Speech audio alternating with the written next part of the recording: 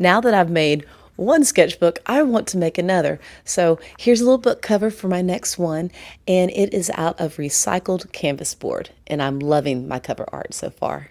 I have all these canvas boards I've never used, and I don't think I'm going to, so what I'm going to do is I'm going to cut them down. I sanded them. I can use them as bookboard. All right, here we go. I'm excited about this little guy. So just drawing with a pencil over the top, making a doodle. Of course, there's an eye, and I really want the eye glossy, so I'm going to use some Mod Podge. And first I thought this will really protect it, and then it gave me an idea. I love how dark and glossy this is.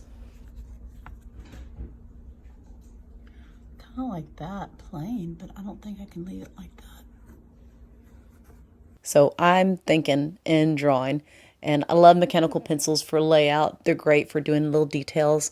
And with this nice toned canvas board I tore up, it has a nice middle value. So I'm going to add in color pencil as a highlight, push the middle tone even darker with graphite pencil off mechanical, and then pop in some low lights and very dark values with Posca Paint Pen and my micron. So I'm just kind of throwing everything at this, and I really enjoy it.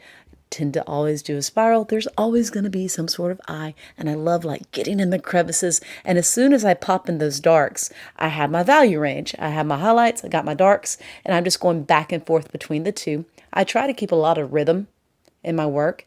And so where one line stops, I tend to go across the page or across this little book cover and pick it up on the opposite side. And so I'm constantly going back and forth, trying to keep the rhythm, and then going back in and deepening those darks. I love texture, and I just want to reach out and touch everything. So going back in, I tend to make everything like scales or feathers. I'm allergic to furry items, furry creatures, and so I've noticed that I do no fur on any of my work, so most of my stuff has scales, and because I'm not allergic to it, it must be kind of subconscious working out. But another eye, because I can't resist them.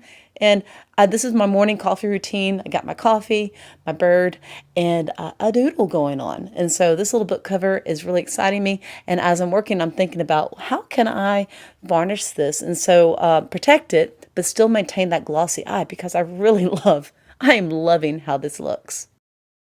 The reason I'm using a mechanical HB pencil is the graphite is tiny, it gets in little crevices, and the lead is HB, so I can push it a little dark, but it's not so soft that it is smudgy, and it's not so hard, it's not a high H pencil that it tears into the book board. And so I like the middle of the range of graphite pencils for this. And then the Prismacolors work really wonderful. They're nice and creamy, and they glide over the book board, and they really get that highlight going.